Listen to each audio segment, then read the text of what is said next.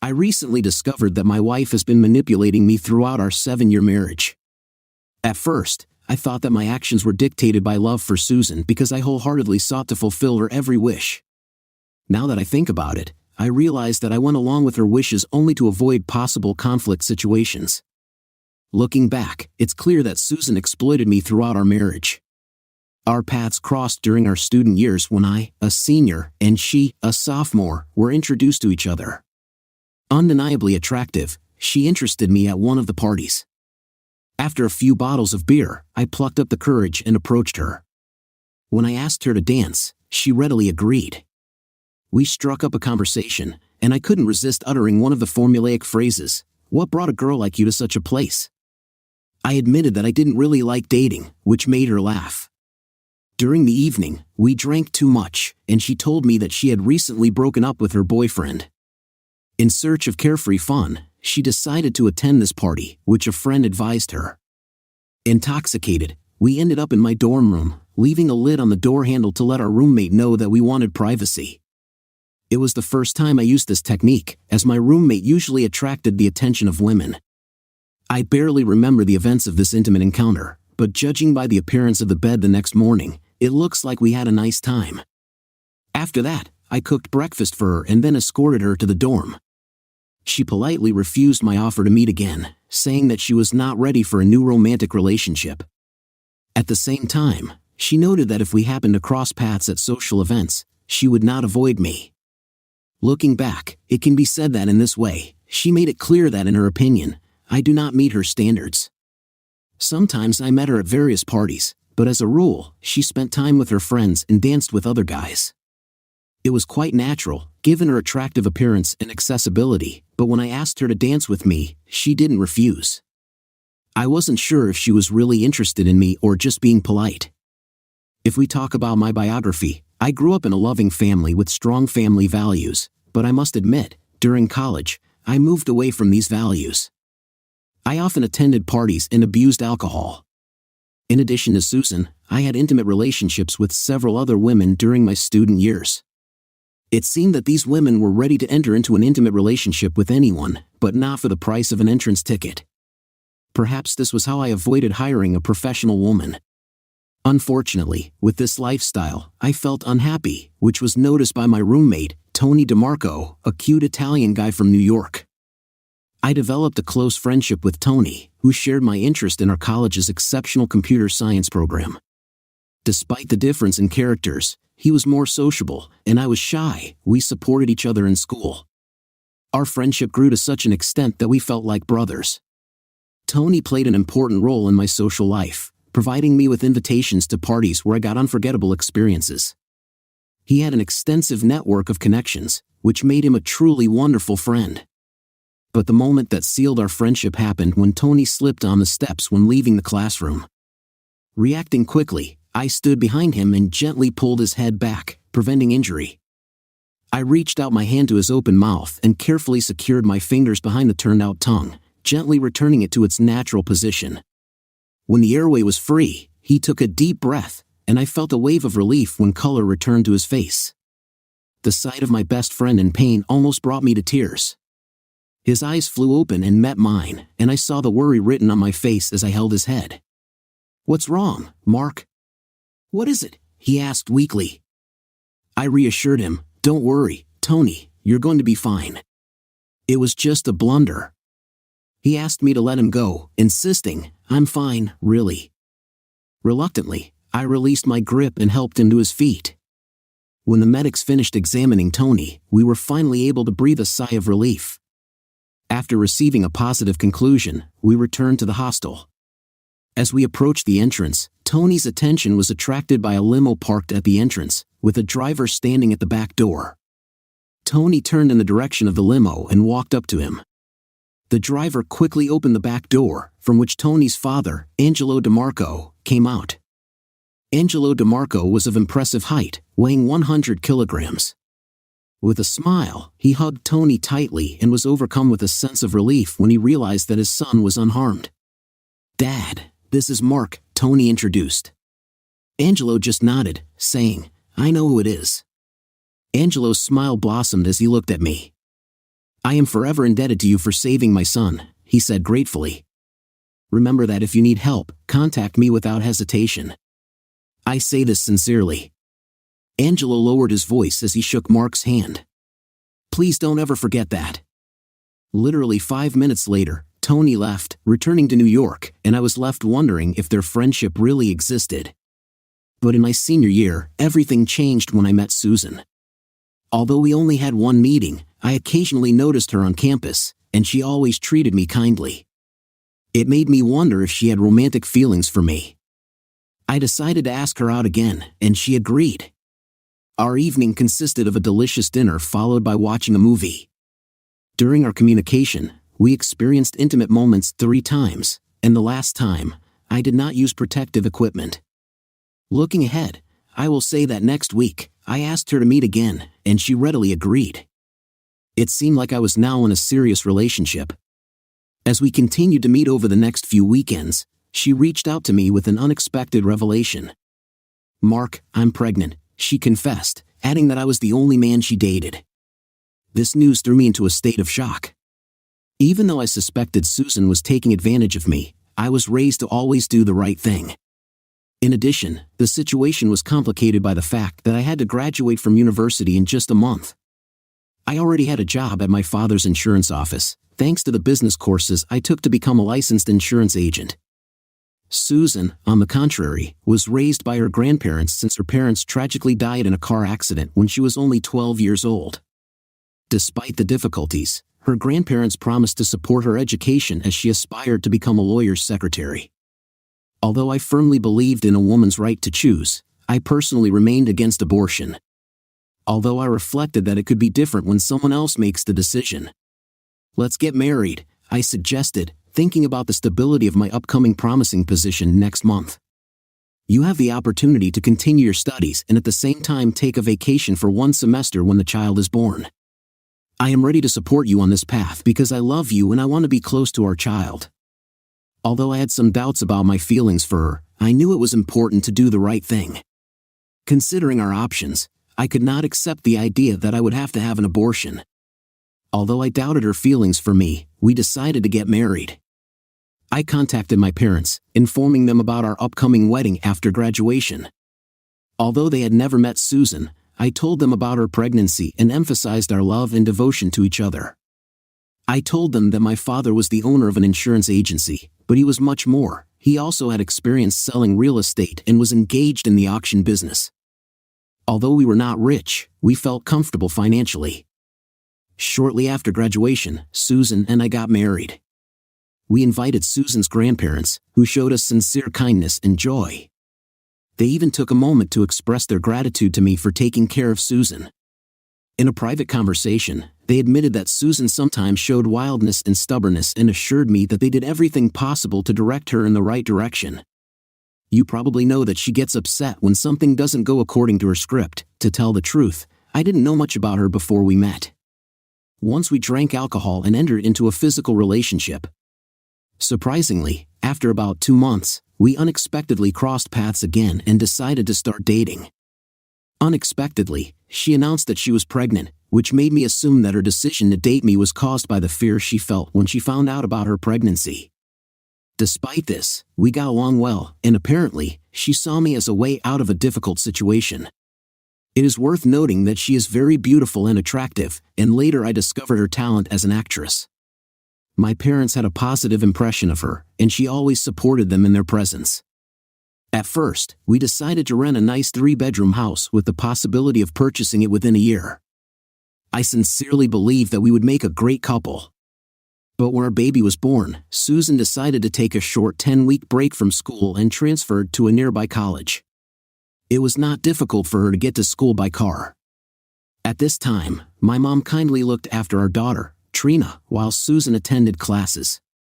I found satisfaction in my profession, dealing with insurance and real estate sales. Sometimes, I also helped at auctions. I could not become an auctioneer. This was the field of activity of my father and his employee, Bob.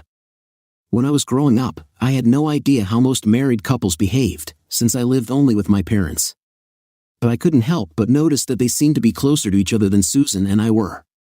For the first 2 years of our life together, I worked and Susan received an education. In the evenings, we stayed at home with our daughter Trina, watching TV while she played on the floor. Our intimate meetings took place about twice a week, and I always put Susan's pleasure at the forefront. As far as I remember, she never made any complaints. After Trina was born, Susan decided to start taking birth control pills, since at that time, we didn't want to have more children. Everything seemed to be going well until Susan graduated. When I asked her if she wanted to work at our firm, she replied that she would like to do billing or work as a secretary in a law office. Eventually, she got a job at a large law firm, but as a secretary. Although I thought the extra income would be useful, Susan ended up spending it only on herself. But it is important to note that I had a stable income, and I could provide for all our needs. Ever since Susan started receiving a salary, our property began to seem insufficient to her. She insisted on buying a new car, and a sporty one at that. Soon, her demands extended to furniture and household appliances. I resolutely refused to purchase brand new furniture and household appliances. If she wanted everything to be new, she had to bear the costs herself. Showing stubbornness, she stubbornly pursued her desires, as her grandparents taught her. In the end, I compromised by agreeing to take on half of the costs of new furniture and appliances. At the same time, I never saw a penny of the rest of her earnings and did not even know her exact income. When it came time to file tax returns, my wife insisted that her superiors advised us to file returns separately. Trusting her, I agreed, not knowing that in fact, her superiors had never given her such advice. Later, it became clear to me that she just didn't want me to know about her income. Interestingly, she always bought clothes herself, and her closet was overflowing with a variety of things. Some of the outfits she wore to the office seemed too revealing and provocative to me. Whenever I tried to pay attention to this, an argument inevitably arose. Surprisingly, after just 6 months of work, she said that she needed an evening break with friends. She wanted to spend the time she called her own. As a result, I learned that every Friday night, she went out with her friends.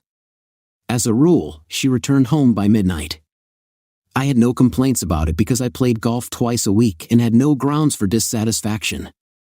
When the golf season was over, I decided to join a bowling team consisting of other colleagues from our office, sponsored by Dad's business. That's how we lived until Trina started going to school. Susan made clothes the night before, and I always woke up with Trina. We had breakfast together, and then I drove her to school. I usually had to pick her up unless there were any problems.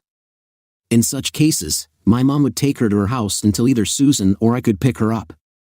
Over time, I noticed that Susan and I were moving away from each other. It was a gradual change, but I felt it was happening. She never liked my friends, and she was polite to them only when we were around. But behind her back, she called them cranks, nerds, and other derogatory terms. She had her own group of friends whom she invited to chat and play cards. Despite these disagreements, I have always tried to play the role of a supportive husband. I constantly tried to avoid any conflicts and never felt much love for her friends. She reminded me of my student years when conversations often revolved around discussing intimate life, and their gatherings always boiled down to excessive drinking at their house. If I decided not to join, it was almost guaranteed to lead to a quarrel. Sometimes it seemed to me that men were flirting with Susan, and when I expressed my concerns to her, she just brushed them off with a laugh. In fact, I was often the object of their jokes. During this period, there were evenings when Susan worked later and later. Trina and I had an indissoluble bond. We became the closest friends. She completely trusted me, shared all the details of her studies at school. I was always there for her every night and always helped her with her homework. Trina was genuinely passionate about her studies, and I admired her dedication. Being present at the teachers' meeting was a sure thing for me because I wanted to be close to Trina in all areas of her life. At home, Susan continued to treat Trina with kindness, but this did not give her the opportunity to satisfy her longing for her mother's presence. Despite all her efforts, Trina longed for Susan to be around more, longed for real quality time spent together. When Trina expressed a desire for her mother to attend school events, Susan inevitably replied that she had her own work responsibilities, emphasizing the need to contribute to the financial stability of the family. After being married for about 7 years, I started going online often, late at night, after putting my wife, Trina, to bed. It was at these moments that I came across various stories about unfaithful wives. The more I delved into these stories, the more I found disturbing similarities between the behavior described and that of Susan, my wife. Over the years, the realization of this made me torn between doubts about my own sanity and suspicions of Susan's infidelity. Despite her outstanding acting skills, I couldn't shake the conviction that I was living with an unfaithful wife. I became very vigilant, closely following her conversations on the phone. It didn't escape me that she either abruptly stopped the conversation or abruptly changed the subject when I entered the room. She constantly deleted all messages and often cleared the caller ID. I noticed that when she was out with friends, the next day she carefully washed her clothes, especially underwear.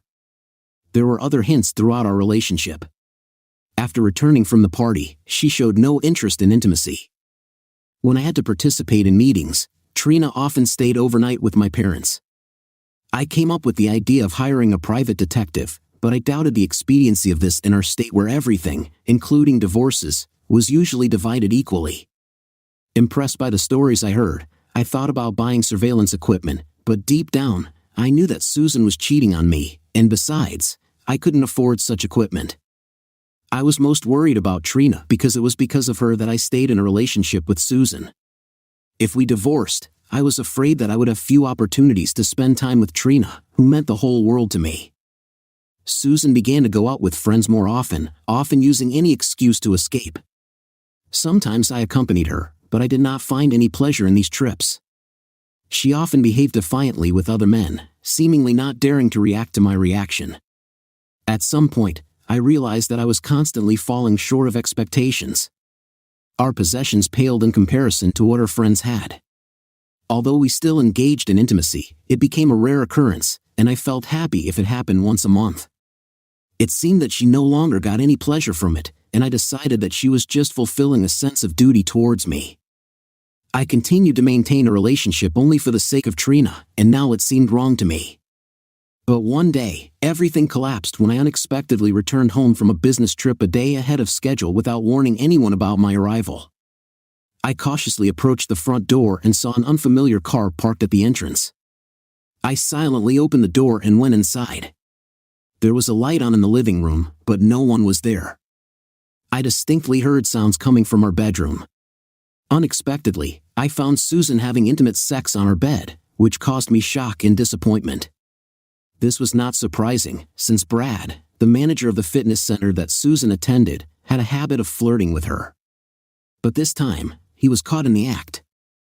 It's worth noting that Brad's wife, Jill, is a model known for her refined facial features and hands.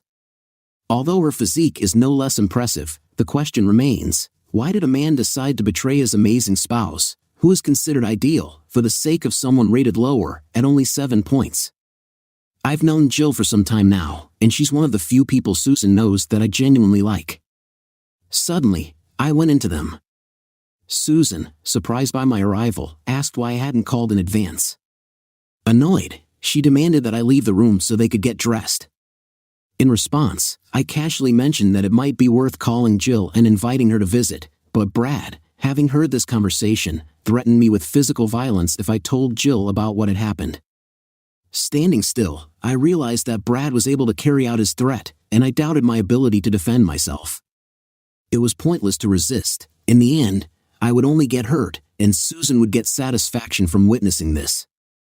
I left the room and heard a faint murmur, but the door was already closed. Brad came out first, his tone full of anger. Look, I was serious about Jill.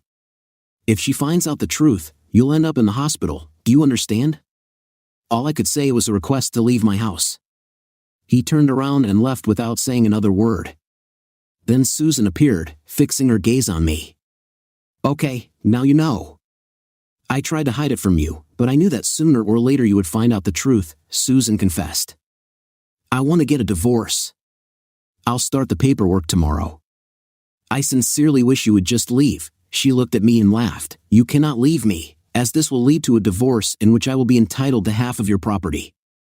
From a financial point of view, you just can't afford it. Besides, think about how it will affect our beloved daughter. How will you explain the situation to her? However, I'm going to be honest with her. She's a smart girl and can accept the truth. Besides, you rarely come here anyway. I'm not leaving, and you don't have the strength to make me. If you want to avoid me, I suggest you move into the guest room, Susan answered. I decided to leave the house and pick up Trina. It was extremely important for me to talk to her and tell her about the real state of affairs. I desperately wanted to shield her from the truth, but there was no getting away from the fact that I couldn't stay with her mother. After picking her up from school, I decided to invite her out for pizza before breaking the news. Trina, I need to discuss something important with you, I began, searching for the right words. It's about your mom and me. Her answer took me by surprise. You're getting a divorce, aren't you, Daddy? I nodded, wanting to dispel her anxiety. Yes, but I wanted to tell you myself so that you don't get too upset. I'm sorry, honey, but your mom and I can't be together anymore, I explained. Her next words pierced my heart. You found out she cheated on you, didn't you, Dad? I took a deep breath, realizing that the truth had finally come out. I knew about it for a long time, and I tried my best to protect you from it, but I knew that one day you would find out, I admitted. Her innocent request followed, can I live with you, Daddy? Are you saying that you knew about Mom's affair and deliberately hid it from me? I asked, my voice full of confusion. Trina, my 7-year-old daughter, looked at me with a mixture of love and concern. Dad, I love you very much, and I didn't want you to suffer, she confessed. I thought if you didn't find out, it wouldn't hurt you. Her words startled me. How could my young daughter be burdened with such knowledge? So you're saying that you kept this secret to protect me from pain? I asked, still trying to make sense of everything that was happening. And how long have you known about this? Trina's eyes met mine, filled with wisdom that didn't match her years. I've known about this since I saw Mom with Uncle Joe a few months ago, she said, and there was sadness in her voice. I was hoping it was just a one-time connection between them, but eventually, I noticed her next to Warren, that guy from the grocery store whose last name I couldn't remember. Moreover, I noticed that she talks to her friends too often and goes to parties. Dad, I'm sorry for hiding this from you, but deep down, I knew you'd find out the truth sooner or later. It's just a pity that it turned out later. Dear God, my precious daughter knew about her mother's infidelity but decided not to talk about it to spare my feelings. Involuntarily, I felt compelled to ask how she found out about her mother's infidelities. It turned out that Uncle Joe wasn't really her uncle, Trina just called him that out of respect at her mother's direction. My dear, you're just lovely, Susan said, fixing her gaze on me. Then tell me if Mom did anything with this uncle in your presence. No, Daddy, she replied. You were on a business trip, and I was staying with my friend Stacy nearby. I returned home to pick up my bike, and when I entered the garage, I heard strange noises coming from the house. Looking inside, I saw Uncle Joe with Mom in his arms, realizing what they were doing. I quietly left. Are you sure, Trina? I asked. Yes, Daddy, the daughter confirmed. I heard similar sounds between you and Mom, only you always closed the door. Mom didn't know about my presence, and I was afraid to confide in you. I knew it would hurt you. As for Warren, I didn't see anything. I heard my mom talking to someone on the phone and called his name. She informed him that I would go to my grandmother later. Just before I left, I was already preparing a bag for the night when he suddenly entered the room. He quickly hugged his mother and kissed her on the lips, unaware of my presence. They did not know that I had witnessed this moment. Mom quickly told him that he should wait until I left. When I left the bedroom, he just smiled at me, thanked my mom, and left. The next morning, when Grandma dropped me off from the car, he was still there, pretending to have forgotten something, maybe even milk. Dad, I may be small, but I'm not naive, she said. Hearing her words, I was torn between anger and a smile, realizing that everything was really over between Susan and me, regardless of the consequences. I felt indifferent after returning home. Trina, our daughter, hardly spoke to her mother. If she answered direct questions, she was otherwise silent. The next morning, I accompanied Trina to school and then met with John, my lawyer. He confirmed Susan's claim that our property would be divided equally, but there were a few unexpected twists that Susan didn't know about yet. I turned to John and asked him to assist in expediting the hearing of the case, as I urgently wanted to evict Susan from the house. The idea of staying in the same house with her was completely undesirable for me. On the way home, I stopped by my mother and asked her to take Trina in for a few days. I informed her about the impending divorce from Susan and expressed concern for Trina's well-being in this situation. My mother kindly assured me that I could take as much time as I needed, and I promised her that I would visit Trina every evening. Later, when I arrived home, Susan met with me and presented her demands. She insisted on getting as much as possible, along with a substantial alimony payment. She even had the audacity to demand alimony. What incredible stupidity on her part. It became clear to me that she had not told the lawyer the whole truth. Without saying a word to her, I just went to bed. The next day, my lawyer, John, informed me that he had successfully scheduled a hearing on custody of the children and their residence for Monday. Returning home in the evening, Susan screamed, "How can you be so stupid? You're accusing me of being unfaithful." Admittedly, I received legal documents at work, but I didn't have any concrete evidence. Again, I refrained from arguing with her. Despite a strong desire for revenge, my main goal was to get custody of Trina. If I mistreated Susan, it wouldn't be very favorable. We attended Judge Judy's hearing on Monday. I picked up Trina from school and brought her with me. Susan was present with her lawyer, and John, my lawyer, met us there. "Why is Trina here?" Susan asked. "She is involved in the divorce and should have the right to decide where to live," I replied. "Children should be with their mother," Susan objected. "Well, I suppose we'll leave it to the judge to make that decision," I replied calmly. We all entered the judge's office. "This is not a divorce decision but a hearing," the judge said. "We are here to determine the order of distribution of property and responsibilities in your life. If all parties come to an agreement, it will be documented in your divorce papers. If it is not possible to reach an agreement, I will make an interim decision until the trial, at which all the evidence will be presented and decisions will be made." The judge asked Trina to wait in the lobby while he talked to her. In a few minutes, Trina obediently got up and silently left the courtroom. Observing her behavior, the judge remarked, "She gives the impression of a very well-mannered girl. It's a pity that both of you couldn't resolve your differences." Susan replied with a touch of arrogance, "Thank you, Judge. I made a sincere effort to do this." I watched in silence as Susan's lawyer outlined a request for custody of Trina and also demanded alimony payments of $150 a week and another $100 a week. Susan also demanded the house and its contents, knowing full well that she would receive only half of its value. The judge, a shrewd man, got acquainted with the documents and informed us that in this state, divorce takes place without fault, which means that all the property will be divided equally. Susan's smug grin reappeared on her face. She was sure that she would achieve the desired result, but I decided not to enter into an argument and remain silent. Deep down, I couldn't help thinking that she had missed her true vocation as an actress. The judge looked at me, addressing me by name. "Mr. Royer, it was you who asked the court for an early hearing of the case. What are the reasons for your desire to divorce?" he asked. "Adultery, Your Honor," I replied, barely keeping calm. "My wife, Jude, has been having extramarital affairs behind my back. I cannot accept the thought that my daughter will be exposed to such behavior." Susan, my future ex-wife, angrily interrupted me. "You can't prove anything," she screamed. "You're just pathetic. Show this person these alleged photos or phone conversations. Maybe you even have a video recording, but I guarantee you that there is no real evidence." Trying to restore order, the judge calmly urged Susan to calm down and then turned his attention back to me.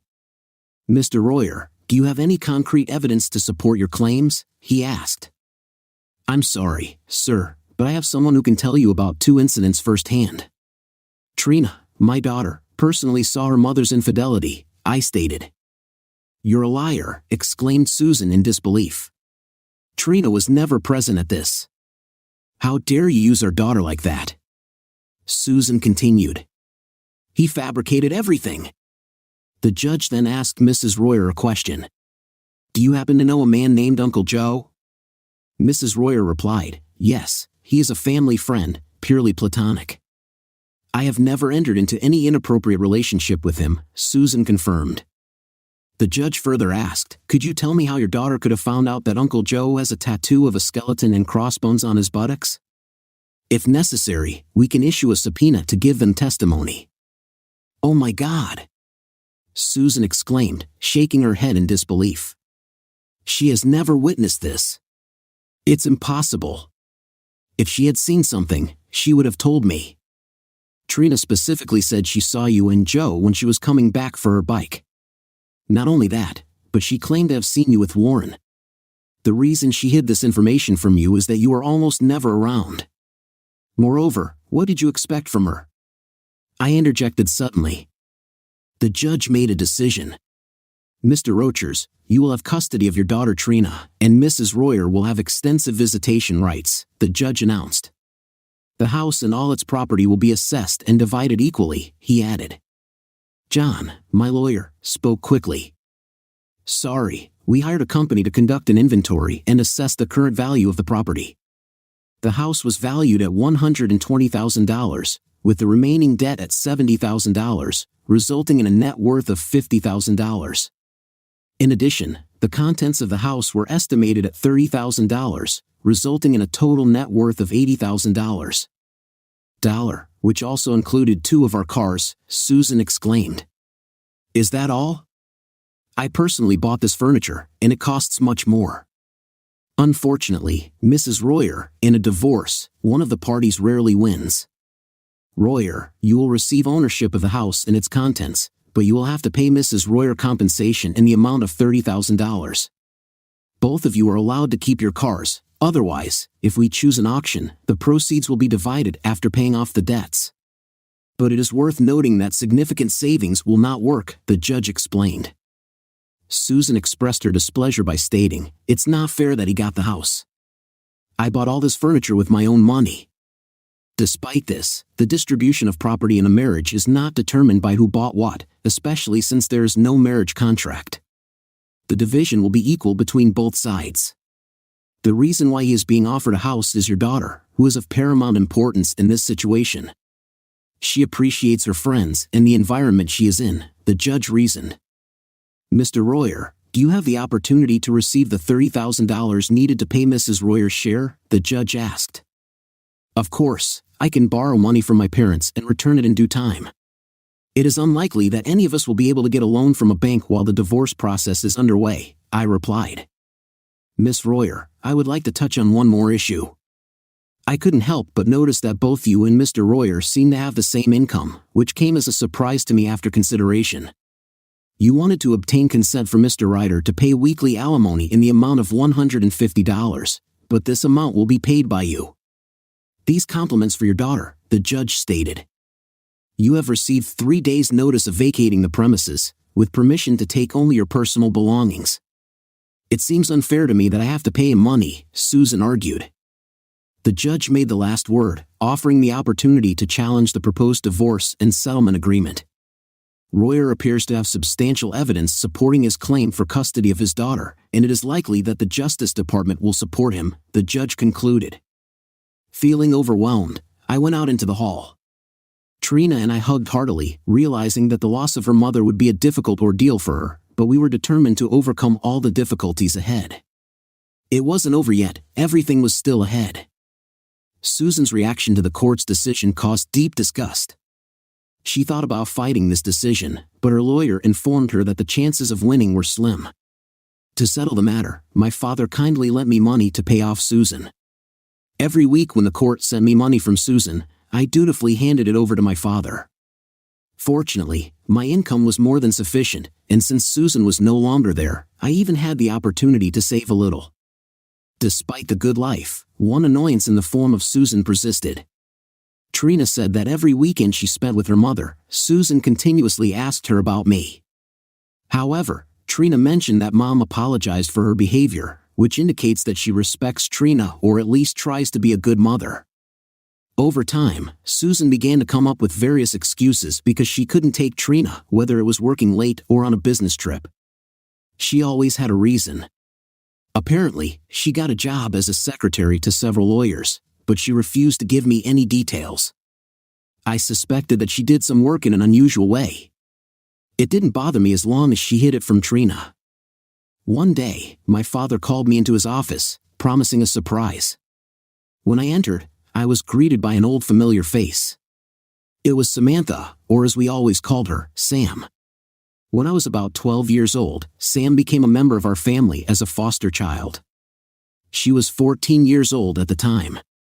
Her parents were arrested for their involvement in the trafficking of illegal substances and sent to prison. In the midst of the trials, my parents were instructed to sell the house and property, and then they met Sam. When her mother offered to become her foster parent, she was no longer intended for a children's institution. Although people usually take younger children to raise, my parents realized that there was something special about Sam. She became part of our family until she decided to enter the service after graduation.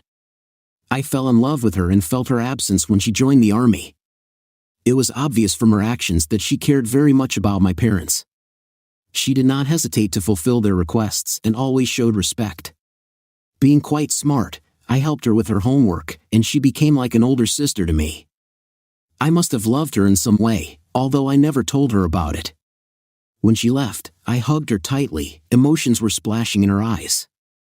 Unfortunately, I was in college when she came home on vacation.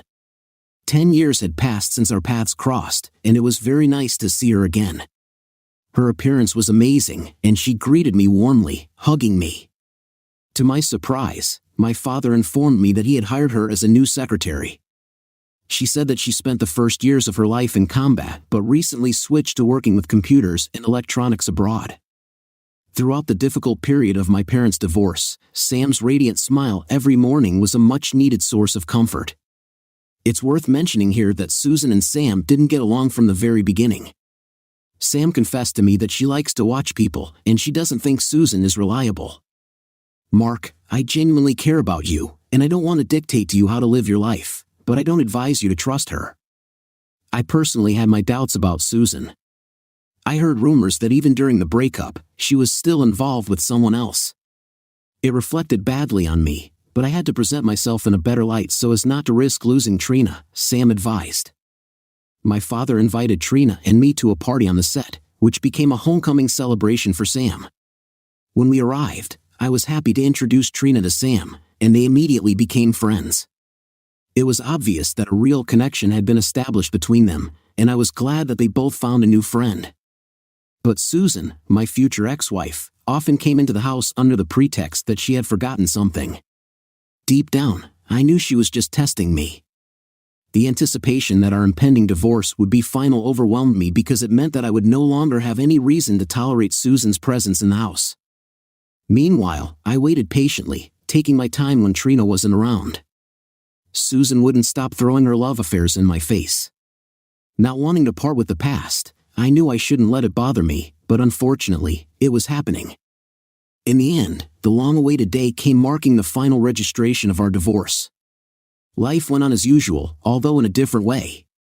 It is worth noting that I sincerely treasured the moments spent with Trina. At that moment, she was the whole world to me. It is important to note that immediately after the birth of Trina, I discreetly conducted a DNA test that confirmed that she was indeed my biological daughter. I decided not to tell Susan about it. But among the joyful moments in my life, there was also a dark side. I knew about the existence of Joe, Warren, and Brad, but I suspected that there were countless other men, although their names remained unknown to me. In a sense, this ignorance was a blessing. Deep down, I wanted revenge, but I didn't know what to do. Every time I caught a glimpse of these people passing by, they mocked me. I suspected that this was causing Trina discomfort, but she was silent. It became clear to me that I needed to find a way to answer, but how?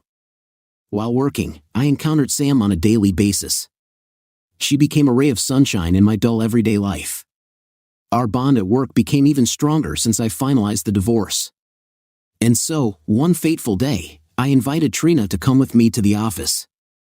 To my surprise, she struck up a conversation with Sam. After leaving the office, Trina asked if Sam could join us for lunch and a movie. "I'm sure, Princess Sam probably has other plans, I said with a smile. Maybe she doesn't like pizza or watching a children's movie. Personally, I love pizza and cartoons, Sam said, smiling. I didn't know what to say. It seemed that the two had already agreed on everything. I made an appointment and informed Sam that we would be coming to pick her up. We had a great time. On the way home, I suggested we should do it again sometime. Trina looked at Sam and eagerly suggested, "How about tomorrow night, Dad? We can make popcorn and watch movies about heroes together. Would you like to join us?" I was about to come up with another excuse, but Sam beat me to it. "I'd love to come watch TV with you and your dad," she happily replied. Despite the fact that I was very happy with her answer, I understood that it was necessary to restrain my emotions in relation to Sam. We were just friends, and I treasured the trust we shared. I wasn't going to jeopardize our relationship. When we got to the middle of the show, Trina dozed off peacefully, snoring. Sam turned to me, curious about my thoughts. At that moment, I thought that I had a superpower that could rid me of the memories that destroyed my marriage. "Mark, you've won. It's time to let go," I quietly reminded myself, recognizing the need to move forward. "Sam complimented you on having an amazing daughter, a full-time job, and a cozy apartment." Acknowledging Sam's kind words, I confess that it's hard for me to get rid of the constant ridicule I face when I meet these people. If I had superpowers, I could demand retribution. Sam asked curiously, "If you could have any power, what would it be?" Not knowing what to do, I thought it is possible to influence the circumstances instead of worrying about negative thoughts. Mark said, "Let's focus on the positive ones." Despite my pure intentions, I longed for an impossible connection with Sam, yearning for moments of affection and intimacy. I had some thoughts that I decided to keep to myself. Sam got up to leave and expressed her gratitude for the invitation. She said she had a great time and asked me to kiss Trina for her. I hugged her and walked her to the door. The next morning, having prepared Trina for school, I dropped her off and headed to the office. As I was getting out of the car, lightning struck dangerously close to me. Although I don't believe the lightning hit me directly, it knocked me off my feet, causing me to hit my head on the car. The next thing I remember is waking up in a hospital bed. Sam was standing next to me, confused. I asked her what had happened. I vaguely recall seeing lightning and then falling. Sam told me that the doctors confirmed that I had suffered a concussion after falling and hitting my head on the car. They did an MRI and assured me that I would be fine, although I would have to spend the night in the hospital. Worried about Trina, I asked about her well-being. Sam reassured me that she would pick her up from school and bring her to me. She also offered to spend the night with her if I agreed. Without hesitation, I expressed my trust and agreed. Feeling unusual sensations in my head, I expressed my concern. Sam reminded me that such feelings are natural after a head injury, but the doctors assured us that I would fully recover in a few days. "It's probably time for me to get back to the office. Take care of yourself and be sure to listen to the doctors," she said, bending down to kiss me on the lips. The kiss was not just a kiss, but an absolutely amazing feeling. "By the way, I forgot to mention that one of your old college friends came into the office this morning. He said he'd stop by here to see you." She gave me another quick kiss and left. I wondered if I had some kind of superpower because she kissed me right after I wished it. I also couldn't help but guess who might come to visit. After dozing off, I suddenly woke up and saw my college buddy Tony DeMarco standing right in front of me. He mentioned that he had business in Ohio and suggested the idea of coming to visit me. During the conversation, we recalled the past, and I thanked him for his help in finding an interlocutor. We laughed, and he asked about Susan. I revealed to him the sad truth about her infidelity and subsequent divorce. However, I also mentioned the positive result: I have a beautiful daughter from this relationship. He said that he is happily married and has 3 children. Before leaving, he kindly reminded me that I can always contact him if I need anything. Again, thoughts of Warren and our shared laughter popped into my head. Just 2 days ago, he was standing in front of me and bragging to his friends about how he treated me. The desire for revenge seized me, but while I was considering my next actions, my gaze moved up, and I saw Trina standing there with Sam. "Hello, Princess. How are things at school?" I asked her. "Great, Daddy," Trina replied. Sam informed me that I was struck by lightning and hit on the head. "I'm fine. I hope I can leave here tomorrow." Sam planned to take me to my grandmother but promised to come back later and take me to her. Happiness flashed across my face, and I answered, "I wish I could go with you."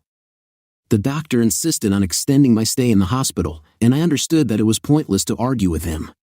To my surprise, Sam agreed with him, and I reluctantly made this decision. When she came up to me, her gaze met mine, and an irresistible desire made me bend down for another kiss, to which she willingly reciprocated.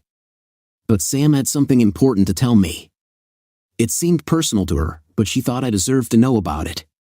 Curiosity and anxiety filled my mind, and I eagerly asked her what it was. Sam was a little nervous and quietly asked Trina to wait in the hallway. Then she confessed that she hadn't been completely honest with me. Before leaving the service, she spent 2 months in a psychiatric ward. Maybe I wasn't crazy, but I did something that I think I need to share with you. Please allow me to fully explain the situation. We got together with friends at a bar, and as the night went on, some of the guys started getting excessively drunk. Their behavior towards me became inadequate. They began to molest me undesirably. Despite repeated requests to stop it, they persisted. Feeling cornered, I grabbed a bottle of beer, trying to defend myself. But before I knew it, the military police arrived, arrested me, and took me to a psychiatric ward, where I stayed for 2 months.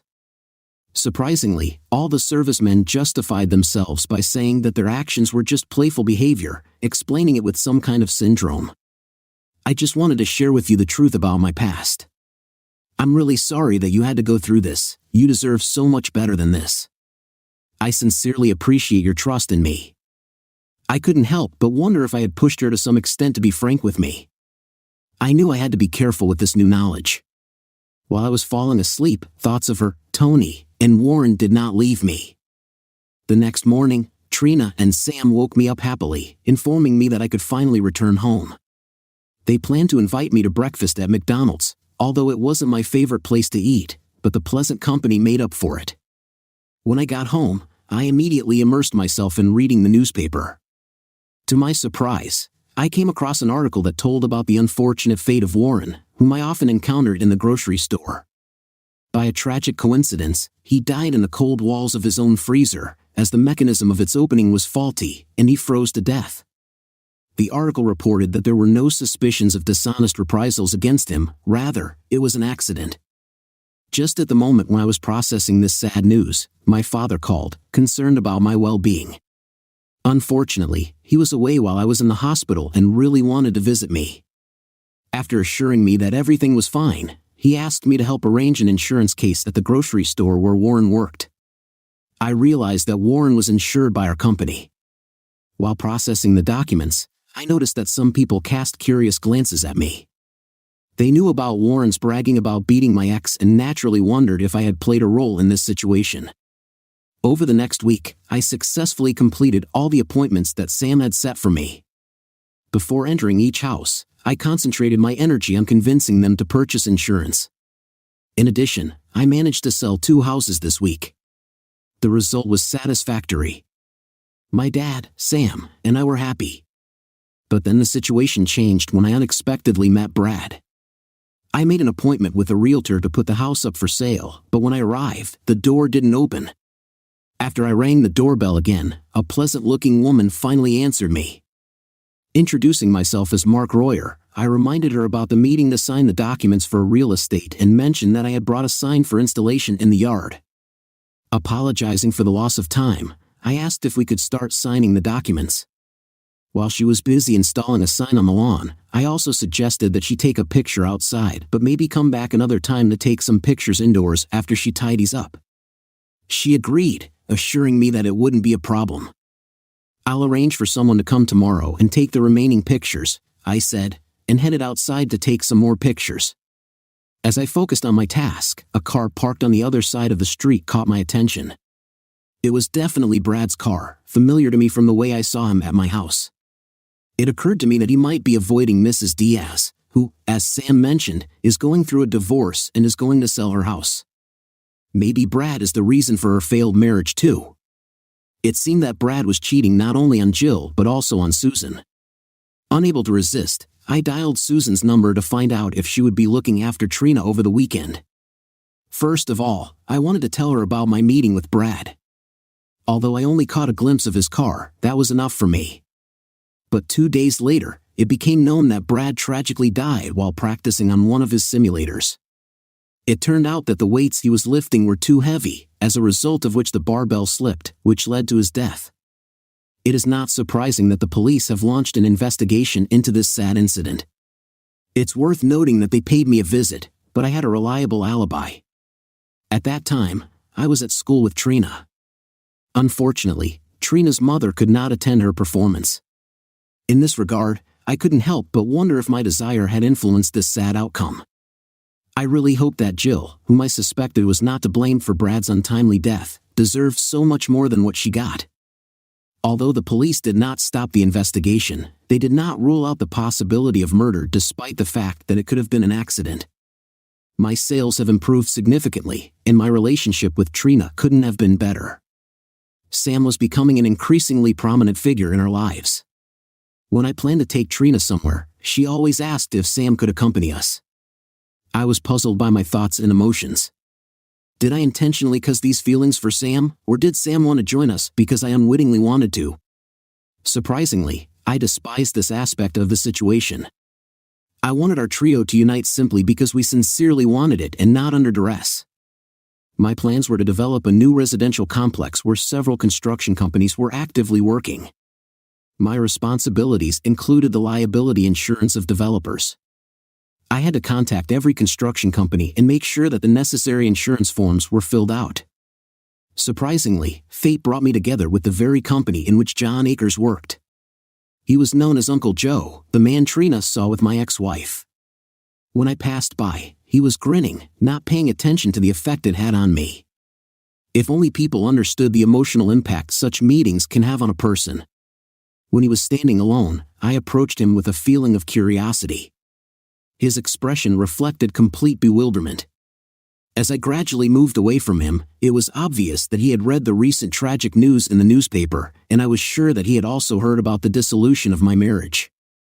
Soon, my friend Tony called me, informed me that he was going to pass by our city, and offered to meet for lunch.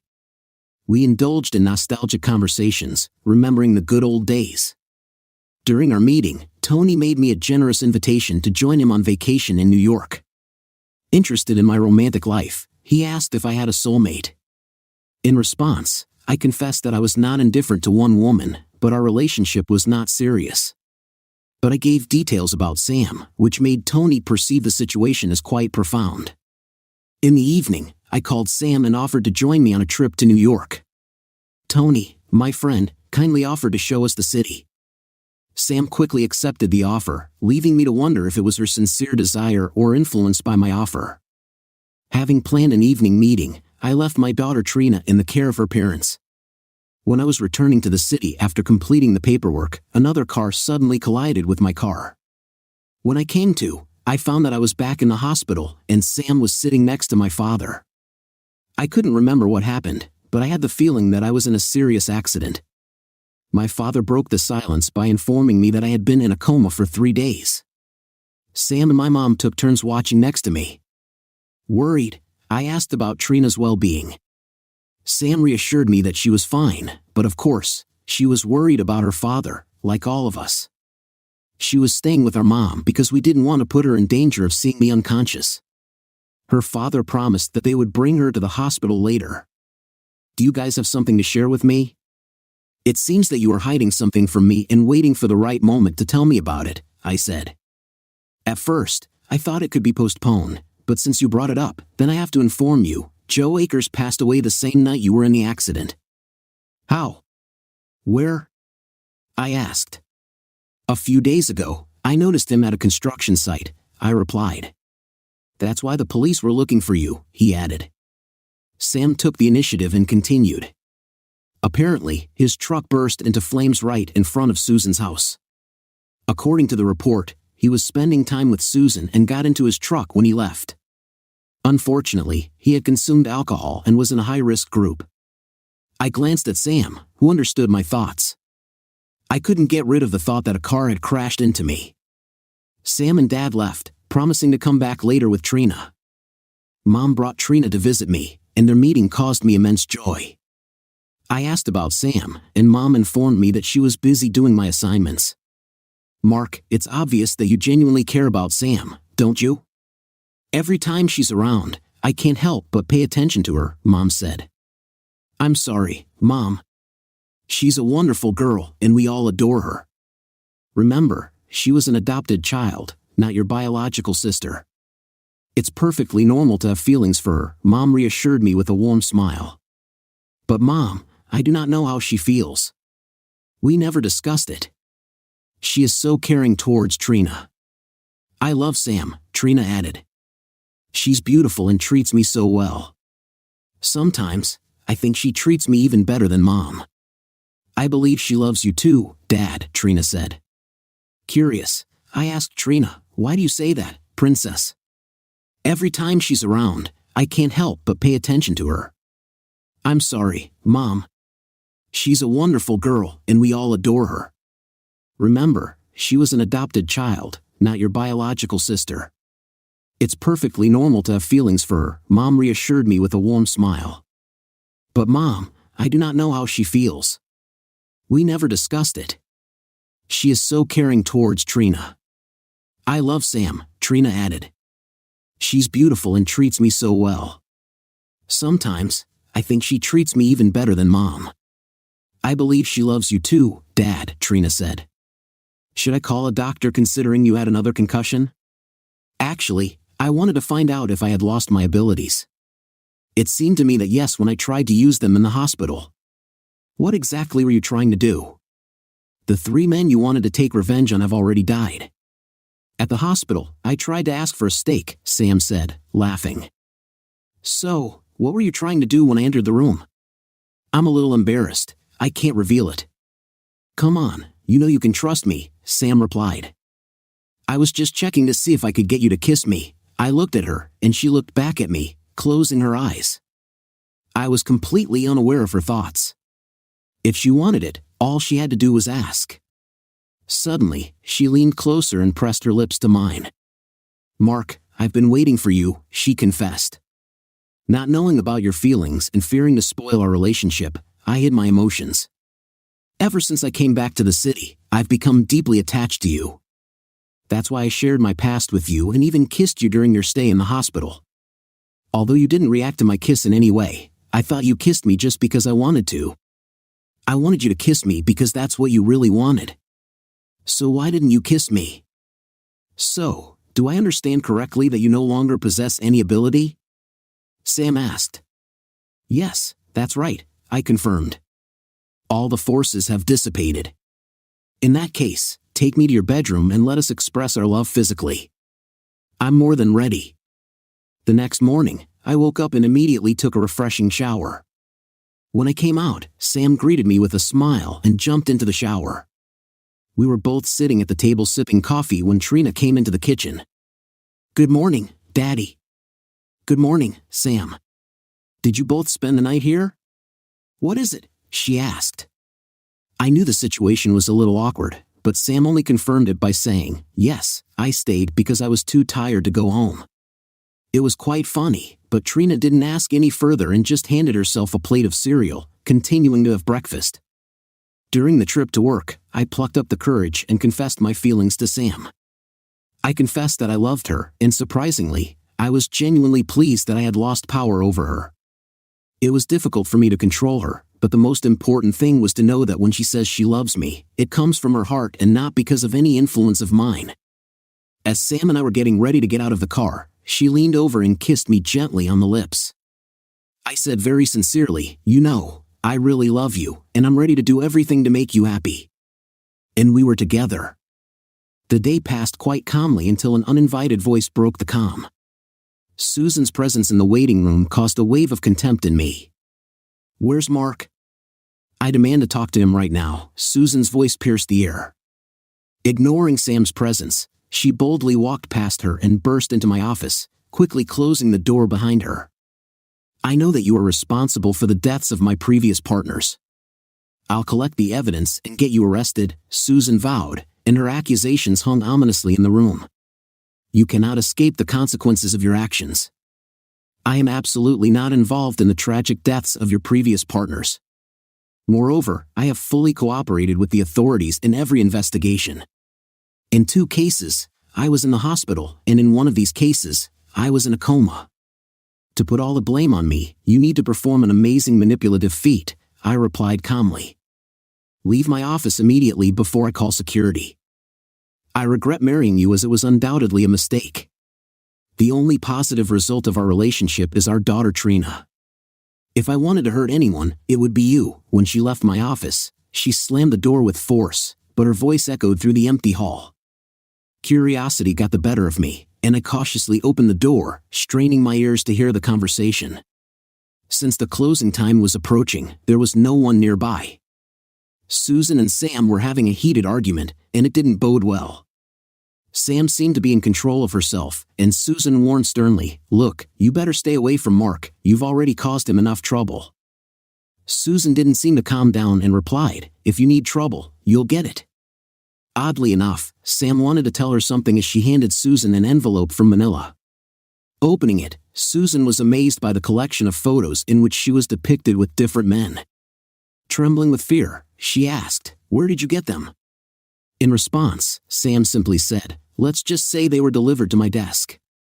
In each picture, Susan was depicted in a romantic setting with different people, and the date and time indicated that she was the last person seen with Warren, Brad, and Joe before their sad deaths. Desperately demanding answers, Susan demanded, "Who took these pictures? Was that you, or did you organize their shooting? Do you know who is behind the tragic death of my guys? I'm going to report this to the police and show them these photos," Susan exclaimed. "I advise you to think seriously about the consequences before revealing these pictures to anyone. Are you familiar with the spider Black Widow? She engages in sexual intercourse with her partners before destroying them. Perhaps you have a similar pattern of behavior with your lovers. You were the last person to contact them when they were still alive. I will inform the authorities that you have provided me with these photos," Susan replied. "I have gloves on my hands, so I can deny that I ever saw them. As I said, one morning, I found these photos on my desk. Moreover, I have never crossed paths with any of these men. I think it would be wise for you to distance yourself from Mark and stop accusing him, as well as me, of any offenses related to the alleged kicks," Sam suggested. "Mark is not aware of the involvement of other men, including your recent partner, Larry. How did you find out about Larry and the others?" "What is it?" she asked. "It's not so important how I got this knowledge, it's important that I have it," Sam replied. "I have a recommendation for you," she continued. Susan asked skeptically, "Why should I pay attention to what you want to say?" "Because if you ignore my advice, then both you and your current partner may face some difficulties," Sam warned. "Perhaps it would be better for you and your companion to move away from Mark and his influence. Your well-being may depend on it. I know that your law firm has several branches. I would like to suggest that you and Larry consider transferring to one of these branches at the earliest opportunity. As for Trina, you can have access to our daughter whenever you wish. At the same time, it should be noted that you are changing the brand, which is a wonderful person. I am here to protect him, and I ask you to inform us about the opportunity to see Trina so that we can arrange for her to come to you. Perhaps during the holidays, you will miss her very much. It looks like you're in love with Mark and want to exclude me from his life. I love both Mark and Trina, so it would be better if we move on and enjoy life without further complications." When I heard that Susan had left, I went out into the hall. Curiosity got the better of me, and I turned to Sam with a question, "What were you arguing about with Susan?" Sam calmly replied, "Just girl talk." I warned her to back off or face the consequences. I even suggested that she move to a neighboring city. Not wanting to delve into this topic, I decided to leave it as it is. If everything works out the way Sam suggested, I'll be fine with that outcome. Suddenly, the following week, Susan called me. She told me about the potential promotion opportunity, but there was one catch: she had to leave next week. The new position would be at the opposite end of the state. Asking about Trina, Susan expressed a desire to see her before leaving. I made sure to arrange a last meeting for her before leaving. To my surprise, Sam and I got married just a month later. Trina's happiness was almost on a par with mine.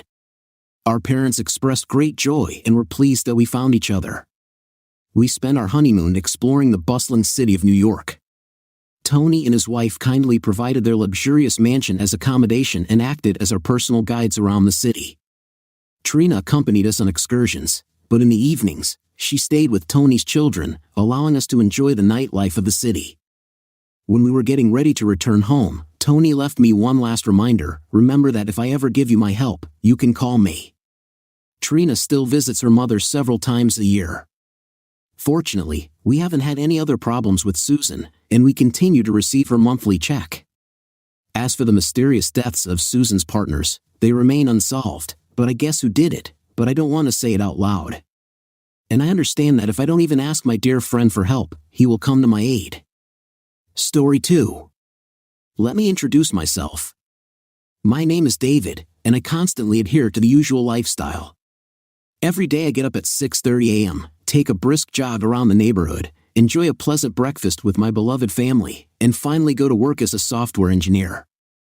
I have always taken great pleasure in being able to solve complex problems, but one situation caught me by surprise, and even the most complex algorithm could not solve it. 10 years have passed since Lisa and I tied the knot. 10 years filled with love, laughter, and shared dreams. Our paths crossed during college when we were just two ambitious individuals with aspirations stretching far beyond heaven. Lisa, with her passion for education, aspired to a career as a teacher, and I plunged into the world of computer science. Our characters simply could not be more contrasting. She radiated bright and sociable energy, easily intercepting attention at any meeting, and I found comfort in my introverted nature, often plunging into my own thoughts. However, as they say, opposites attract, and in our case, this saying turned out to be as accurate as possible. We settled in a charming suburban town reminiscent of an idyll from the movies. The streets were decorated with snow-white fences with hedges, and the joyful sounds of children's games could be heard in the air. Our friendly neighbors passing by our house always exchanged warm greetings. Our family had two beautiful children, Emily and Jake, and a charming golden dog named Max. Happiness, love, and the delicious aroma of Lisa's baking permeated the walls of our cozy house. Every Sunday, she baked her famous chocolate cookies, and our children's eyes widened in anticipation as they eagerly waited for a fresh treat from the oven. Life seemed perfect, but I didn't know yet that everything was going to change. Lisa has always been keen on fitness and has always felt comfortable doing physical activity. Over the years, she has experimented with various types of activities, from yoga to Pilates. Lately, however, her fascination with the gym caught my attention. At first, I didn't attach any importance to it, deciding that it was just a fleeting interest. But soon, the late evenings began to occur. At first, it happened once a week. She returned home with a flushed face and her hair carelessly tied in a bun. When classes were over, she casually kissed me on the cheek and told me that she was late again. I didn't think much of it at first, but over time, this began to happen more often, once a week, then 2, then 3 times. What bothered me most were her increasingly vague explanations. Despite trying to dismiss the disturbing feeling that settled in my gut, I couldn't shake the thought that something was wrong. One evening, as I sat on the porch admiring the stunning sunset, our neighbor Mrs. Thompson passed by. An elderly woman, she always greeted everyone with a warm word and a gentle smile. "Lisa seems to spend quite a lot of time at the gym, doesn't she?" she remarked, looking at me through her glasses. I just nodded, suppressing my concern with an artificial smile. Nevertheless, her words haunted me, echoing in my thoughts and increasing my fears. Deciding to pleasantly surprise Lisa, I picked her up from the gym one day, thinking we could have a nice dinner together. But when I arrived, my heart sank. I saw her laughing with a stranger, a tall, muscular man radiating self-confidence. Their connection seemed unusually close, triggering feelings of jealousy and anger within me. But I forced myself to suppress these emotions, convincing myself that I was overreacting. Maybe he's just a friend she goes to the gym with a lot. However, as I drove away, the constant feeling of anxiety returned with even greater force. Life, as I understood it, was on the verge of change. I was completely unprepared for the journey that awaited me.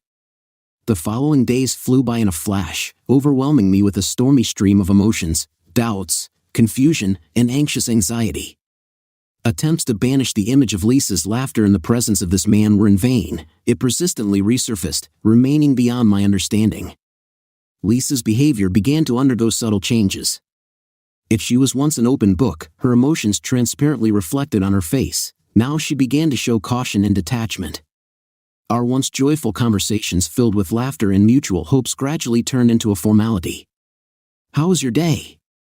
I asked, receiving a curt answer, "It's fine." When asked about the children, I received a simple, "Good." Minutes of silence dragged on, widening the growing gap between us.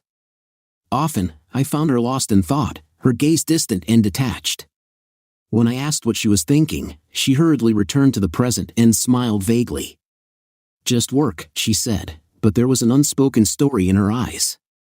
Late nights spent at the gym became more frequent and left an indelible mark on our relationship. When she returned home, her face flushed and her clothes sweaty, but there was another element, a new energy, a spark.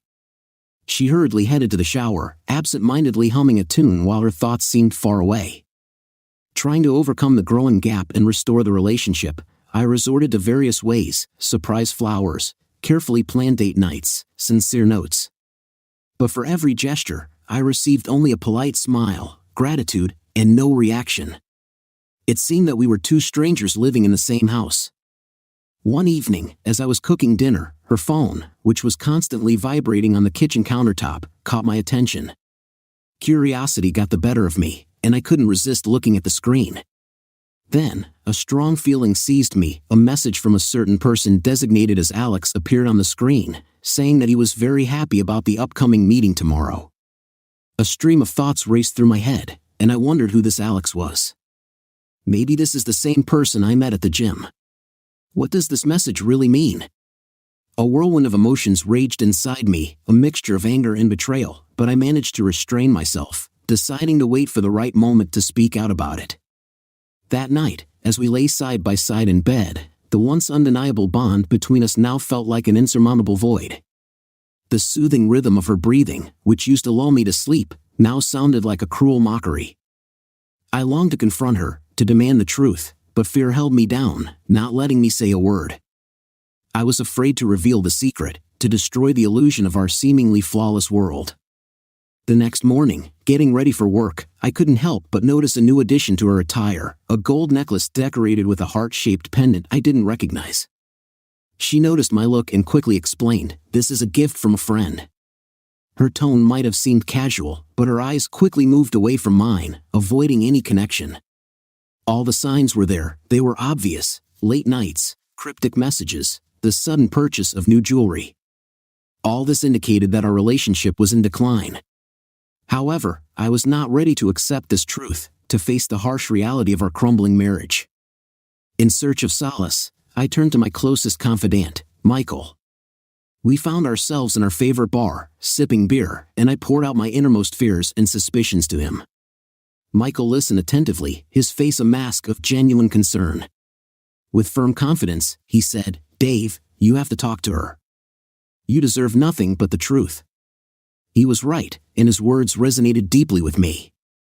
It seemed impossible to exist in a state of uncertainty, constantly tormented by doubts. The thirst for answers consumed me, and I vowed to get them at any cost. The weight of suspicion weighed heavily on my shoulders, and this burden became more and more unbearable. Every moment, every barely perceptible gesture, every spoken word was fraught with an opportunity to solve a mysterious puzzle. With unprecedented strength, I began to closely observe Lisa, hoping to unravel the truths she was hiding. One fateful evening, when she was returning from another late gym class, an opportunity presented itself.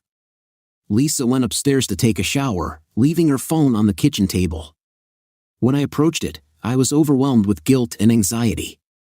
I understood that, from a moral point of view, it was not right to spy, but an irresistible desire to gain clarity and truth forced me to act.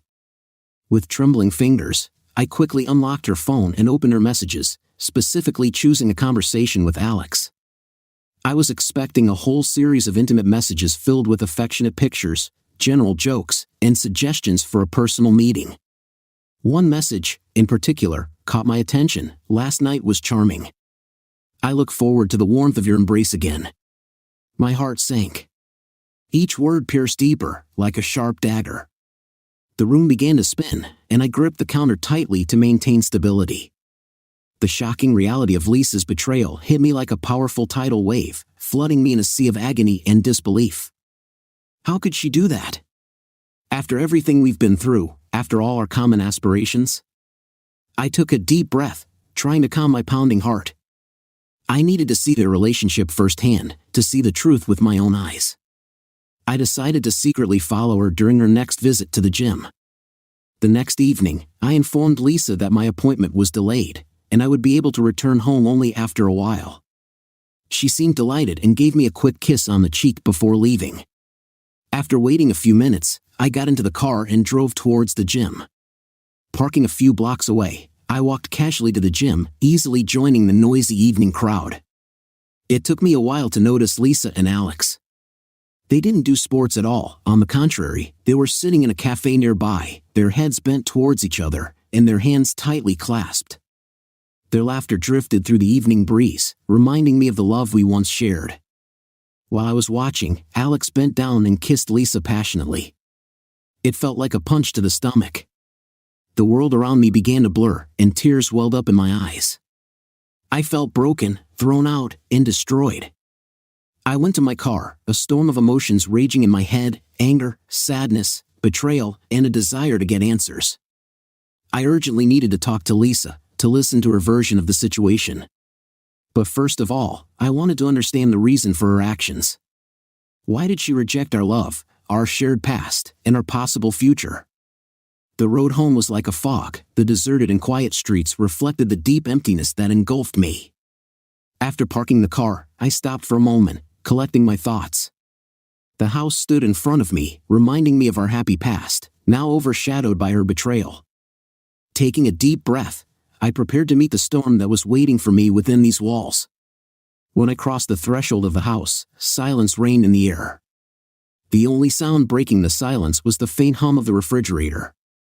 The lamp in the living room shone dimly, casting elongated shadows on the walls, making the once familiar space creepy and inhospitable. As if in unison with my devastated feelings, a soft patter of raindrops sounded outside the window, as if the heavens themselves were mourning the imminent demise of our love story.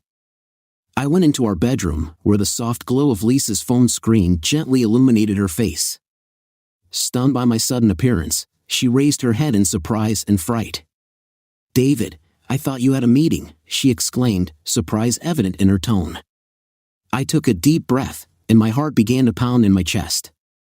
"We need to talk," I said resolutely, trying to keep my voice even and hide the excitement that was emerging in me. Putting the phone aside, I saw that her face was frozen in a grimace of confusion. "What's the matter?" "What is it?" she asked, looking at me intently. Pulling myself together, I carefully collected my thoughts. In a barely audible whisper, I asked, "Who is Alex?" Lisa's complexion instantly changed, her eyes widening in shock. When she tried to speak, her lips remained motionless. Oppressive silence enveloped us. Every second seemed like an eternity. After what seemed like an eternity, she found her voice and began in a trembling voice, "David, that's not what you believe." "Not what I think it is." "I witnessed these messages, Lisa. I even saw you with him in a cafe. How long has this been going on?" She looked down, tears welling up in her eyes. In a barely audible voice, she confessed, "For several months now." My heart was crushed by the weight of her confession. "Why, Lisa? Why did you betray me?" There was pain in my voice. Gathering her strength, with tears in her eyes, she took a deep breath. "I felt so alone, David," she confessed. "You were always absorbed in your work, and it seemed that we were slowly moving away from each other. With Alex, I felt welcome, alive." Remorse swept through me as I remembered countless nights when I came home late, too tired to spend time with her. However, this did not justify her actions. "You made a choice in favor of an affair, neglecting all that we have built with such difficulty," I said, my voice filled with disappointment. "David, it was a terrible mistake. I never thought it would turn out like this. I'm very sorry." The atmosphere in the room was tense, unspoken words and emotions hanging in the air. I was filled with a mixture of anger, betrayal, and disappointment, but above all, I felt completely lost. The woman I cherished and relied on for more than 10 years had betrayed me in the most terrible way. "I need time to sort myself out," I muttered, choking with emotion, ignoring any possible response. I quickly turned around and left the room, leaving behind the fragments of our former happy past. The following days passed in a whirlwind. I sought solace in the guest room, and with each sunset, the gulf separating Lisa and me widened. Our once hospitable home, which radiated love and affection, now radiated icy indifference. Far away, the laughter of our children could be heard, creating a sharp contrast with the intense and deep silence that engulfed us. One evening, after putting the children to bed, I wandered aimlessly through the streets of the city. The bright glow of neon lights became a blurry reminder of happier moments. I eventually made it to a dimly lit bar on the outskirts of town, longing to find refuge where I could drown my sadness and escape from the painful reality of my existence. While I was enjoying the taste of whiskey, feeling the weight of betrayal, a face I recognized entered the establishment.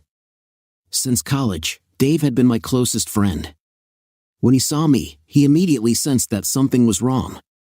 With a gesture of understanding, he invited me to open up and sat down next to me. I told him about my innermost feelings, pain, and a sense of betrayal could be traced in every word. Michael listened intently, a mixture of concern and indignation reflected on his face. "You deserve so much more, Dave," he said firmly, his voice sounding with unshakable confidence. "Lisa and this Alex have to answer for their actions." Although the thought of retribution briefly crossed my mind, I brushed it off, considering that it was not in my nature. As I listened to Michael's words, the desire for revenge grew in me. Michael leaned closer and spoke softly. "I know a person who can help us, a private detective. She is known for her professionalism. If there's any evidence on this Alex, she'll find it." The idea was tempting, to reveal the true essence of Alex and make him experience the same torment and shame as me. "We will act," I said, and there was a firm determination in my voice. In the days that followed, Michael introduced me to Sarah, an experienced private investigator. She had an astounding attention to detail and a sharp mind that was beyond doubt. "Give me just a week, and I'll reveal all the details about Alex." Sarah stayed true to her promise and fulfilled it. As a result, it turned out that in the past, Alex manipulated and seduced married women, destroying their happy families. In addition, he was embroiled in a severe financial crisis, with unaffordable debts hanging over him. He was pursued by endless creditors. Armed with this new knowledge, I began to develop a plan with Michael's help. I arranged a false business deal, offering Alex an apparent solution to his financial problems. However, there was one condition: he had to invest a significant amount of his own money. The trap was set, and Alex completely fell for it. The thought that he would experience the same torment and betrayal as I did was incredibly pleasing. However, as time passed and my plan unfolded, doubts began to creep into my soul. Is revenge really the solution I've been craving? Will it bring me the inner peace and resolution I seek, or will it only cause even more pain to myself and others? Standing at a crossroads, I found myself torn between a desire for revenge and forgiveness. It was clear that not only my fate but also the fate of my family depended on the decision I would make. The moments leading up to the implementation of the carefully thought-out plan were a mixture of anticipation and overwhelming anxiety. I had carefully thought through every detail and closed all possible loopholes. Throughout this tumultuous period, Michael had served as a reliable support, providing constant support and invaluable advice, ensuring that everything went smoothly. We created a fictitious company called Nextech Innovations, for which we developed a spectacular website, advertising materials, and rented office space in a busy business district of the city. Our ultimate goal was to change the development model of the technology industry with the help of an innovative software solution. To implement this project, we turned to Alex for financial support, positioning him as our main investor. Sarah, using her connections, arranged Alex's acquaintance with James, our business partner. However, in fact, James was a talented actor and a friend of Michael, who skillfully played the role of a successful entrepreneur in our scheme. Over the course of several meetings, James presented a tempting picture of promising opportunities, assuring Alex that his investments would bring an impressive profit. Given Alex's financial difficulties, he was desperately looking for a way to solve his problems. One evening, a crucial meeting took place in a luxurious restaurant. From my seat at the bar, I watched James scrupulously lay out the terms. To do this, Alex needed to invest a significant part of his savings, but in return, he received a substantial stake in Nextech Innovations. Anticipation filled the air, undoubtedly promising good luck and success. When Alex put his signature on the documents, sealing his fate, I was overwhelmed by a surge of emotions, a sense of triumph and satisfaction mixed with a sense of guilt. Had I crossed the line? Is this the person I've become? In the following weeks, everything began to spin like a whirlwind. Alex organically joined the Nextech team, where each member flawlessly performed the roles assigned to them. They took him on tours of the office, introduced him to prototypes, and showed him fabricated financial forecasts. This deception was executed flawlessly, and Alex never found out the truth. But as the launch date of the product approached, the severity of my actions began to weigh on me. I was on the verge of depriving him of everything he had, and for what? Revenge? For personal satisfaction? The boundaries between morality and immorality began to blur, making me doubt the correctness of my choice. One evening, sitting in my home office and carefully working out the last details, I came across a photo of Lisa and me, taken at the very beginning of our acquaintance. At that moment, our youthful and tender image touched me to the core. The enormous weight of my actions and the seriousness of the path I had embarked on suddenly overwhelmed me. Had we really allowed anger and betrayal to consume us, turning our once loving relationship into nothing more than destructive chaos? A deep sense of contradiction gripped me, torn between a burning desire for revenge and an abiding love for Lisa, who still lived in my heart. The trap was set, and an unsuspecting Alex was waiting in it. Was it worth it? The severity of my actions, their consequences for my family and my world, weighed heavily on me. As doomsday approached, I was faced with the most difficult decision I had ever faced. Should I follow my carefully thought-out plan, or should I look for another path leading to healing and forgiveness? The responsibility for the choice lay solely on my shoulders, and my entire future fate would depend on which path I chose. The noisy sounds of the city seemed distant and muffled when I returned home in the evening. The news of my audacious act caused a stir in the city. Some applauded my courage, others whispered about the extremity of my actions, while the city hummed with its usual rhythm. Deep silence reigned in our house. I found Lisa in the living room surrounded by the remnants of our shared history. Photos, letters, souvenirs from our travels were scattered everywhere, resembling the broken fragments of one large mirror. Looking up, she met my gaze, desperately searching for traces of the man she once loved. "We've been through a lot of traveling, haven't we?" she said softly, clutching a picture taken during our happy honeymoon. I took a deep breath, realizing the seriousness of this moment. "Some of the trips we go on don't always lead us to the same destination," I continued. Her surprised expression was obvious, and her eyes became even more pale. "David," she moved closer. The space between us was filled with 10 years of memories, affection, and now, also a sense of betrayal. I wanted to take revenge on Alex, it's true, but it wasn't just him. It was about the two of us, about broken trust and broken love, she said, her voice trembling. "I really ask you to forgive me for my mistake. I've recognized it, and now I want to know if we can move on and get back everything that was between us." I shook my head, determined. "Some mistakes have changed our lives. Every time I look at you, I remember him, and the pain of betrayal makes itself felt again. But seeking revenge, I came to an important understanding for myself," I said. She closed her eyes, tears welled up. "And what could it be?" she asked, her voice barely audible. I confidently said, "I deserve better. I am worthy of loyalty, trust, and love which remains unshakable in the face of temptation. Our once beautiful history is now tarnished, and I cannot continue to live under its shadow," I explained. Lisa's tears flowed effortlessly, her voice barely audible. "So what do you want to say?" she asked. I looked around our house for the last time, the walls of which echoed with memories. "I want to say that it's over, Lisa. We both have to find our own way, free from the burden of our past," I declared. With these words, I turned around and left, leaving behind the love that had once been my support but now turned into chains. The future may be uncertain, but one thing is crystal clear: I will never stay together with the man who once betrayed me.